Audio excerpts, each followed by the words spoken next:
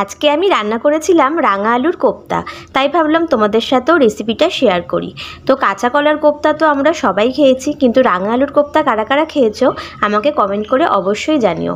আমাদের গত 3 দিন ধরে নিরামিষ হচ্ছে, তাই নিরামিষ এমনিও সবাই খুব একটা ভালো খায় না আমাদের বাড়িতে, তাই ভাবলাম যে একটু অন্যরকম কিছু রান্না করি, তাহলে সবারই ভালো লাগবে খেতে। সেই জন্য আজকে এই ইউনিক রেসিপিটা তৈরি করে নিয়েছিলাম। তো তার জন্য আমি রাঙা আলু আর এমনি আলু এরকম প্রেশার কুকারে সেদ্ধ করে নিয়েছিলাম, নিয়ে এখন খোসাগুলো ছাড়িয়ে নিচ্ছি। তোমরা সবসময় খোসা সমেতই সেদ্ধ করবে, কারণ খোসা ছাড়িয়ে সেদ্ধ করলে কিন্তু আলুগুলো জলসা জলসা হয়ে যায়, তখন কিন্তু বড়া করার জন্য মানে কোপ্তাটা করার জন্য কিন্তু যে মাখাটা আমরা তৈরি করি সেটা কিন্তু জল জল হয়ে যায়। সেই জন্য সবসময় খোসা সমেতই আলু সেদ্ধ করবে। তো এখানে আমি দেখো রাঙা আলুগুলো ভালো করে খোসা ছাড়িয়ে নিচ্ছি, আর এরপরে 2টো আলু দিয়েছিলাম, সেই আলুগুলোর খোসাগুলো ছাড়িয়ে নিলাম। তোমরা চাইলে কিন্তু শুধুমাত্র রাঙা আলু দিয়েও রেসিপিটা করতে পারো। তো এখন আমি আলুগুলো একটা স্ক্যাপারে ভালো করে এইভাবে ঘষে নিচ্ছি, যাতে মাখাটা খুব ভালো মতন হয়। তো এইভাবে আমি দেখো সবকটা আলু ভালো করে এইভাবে ঘষে নিলাম। এরপরে আমি এর মধ্যে কিছু জিনিস অ্যাড করব, মানে কোপ্তাটার মধ্যে, সেগুলো তোমরা দেখে নাও কী কী দিচ্ছি। লবণ দেব, হলুদ দেব, জিরের গুঁড়ো দেব, আর দেব ধনের গুঁড়ো। তো সব কিছু দিয়ে ভালো করে আমি এখানে মেখে নিচ্ছি আলুটা। তোমরা চাইলে এর মধ্যে লঙ্কার গুঁড়ো অ্যাড করতে পারো বা কাঁচা লঙ্কাও অ্যাড করতে পারো। আমি আর এর মধ্যে লঙ্কা দিচ্ছি না, শুধু এইভাবেই মেখে নিচ্ছি। কোপ্তা করার জন্য যে এই যে মাখছি আমরা আলুটা, এটা যেন বেশ টাইট হয়, এই দিকটা কিন্তু খেয়াল রাখবে। এরপরে আমি এর মধ্যে 2 চামচ বেসন দিয়ে দিচ্ছি। তোমরা তোমাদের সুবিধা মতো বেসনটা দিয়ে নেবে, যখন মাখবে দেখবে যে টাইট হচ্ছে কি না কোপ্তার মাখাটা, সেই বুঝে কিন্তু যতটা লাগবে তোমাদের বেসন তোমরা সেই বুঝে দিয়ে নেবে। আমার 2 চামচ দিলেই হয়ে গেছে। দেখো বেশ টাইট একখানা মাখা হয়েছে। তো এরকমভাবে মেখে নিতে হবে, তাহলে বড়াগুলো বেশ ভালো হবে।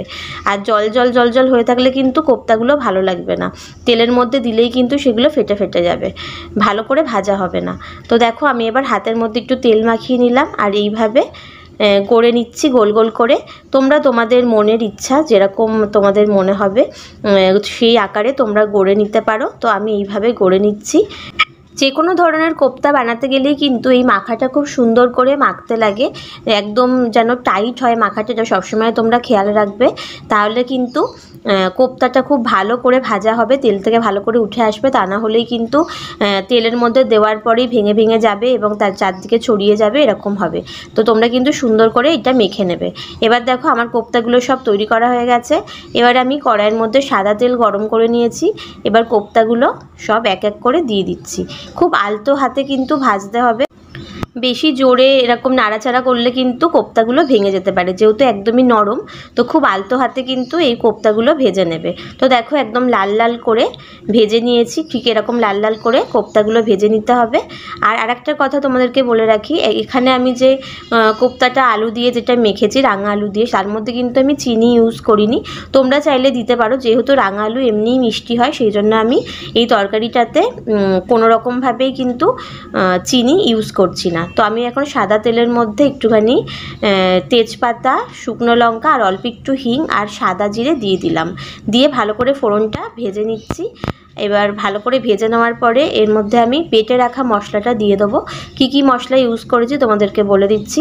আদা, গোটা সাদা জিরে, গোটা ধনে, গোটা গরম মশলা, কাঁচা লঙ্কা আর টমেটো, সব কিছু আমি একসাথে কিন্তু মিক্সিতে এরকমভাবে পেস্ট করে নিয়েছি।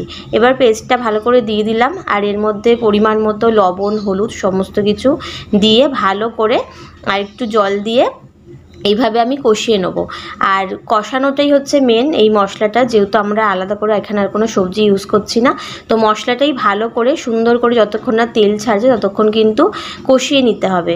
তো যখন একটু কষে আসবে তখন আমরা এর মধ্যে একটু ঘি দিয়ে দেবো। ঘিটা আমি আগে দিলাম কেন, যেহেতু কোপ্তাটা দিয়ে বেশি নাড়াচাড়া করা যাবে না, তাই জন্য আমি ঘিটা আগেই দিয়ে দিলাম ঝোলের মধ্যে, যাতে সব কোপ্তার মধ্যে ঘিয়ের ফ্লেভারটা ঢোকে।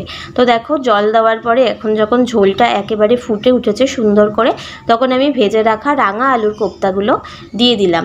আর যেহেতু এটা আলু এই মানে ঝোলের মধ্যে দেওয়ার সঙ্গে সঙ্গেই কিন্তু একদম ঝোল টেনে নেবে, তো দেওয়ার পরে একটুখানি নাড়িয়ে চাড়িয়ে কিন্তু আমরা নামিয়ে নেবো, বেশিক্ষণ রাখবো না, তাহলে কিন্তু কোপ্তাগুলো একেবারেই গলে যাবে। ঠিক আছে, তো দেখো আমাদের গরম গরম রাঙা আলুর কোপ্তা কিন্তু একেবারে রেডি। নিরামিষের দিনে ভীষণ ভালো লাগবে খেতে বন্ধুরা, তোমরা একদিন একটা ট্রাই করো, এই কথাই বলবো। চলো আজকের ভিডিওটা এটুকুই, সবাই ভালো থেকো, সুস্থ থেকো আর সাবধানে থেকো। আবার পরের ব্লগে দেখা হবে। আজকের মতো সবাইকে টাটা।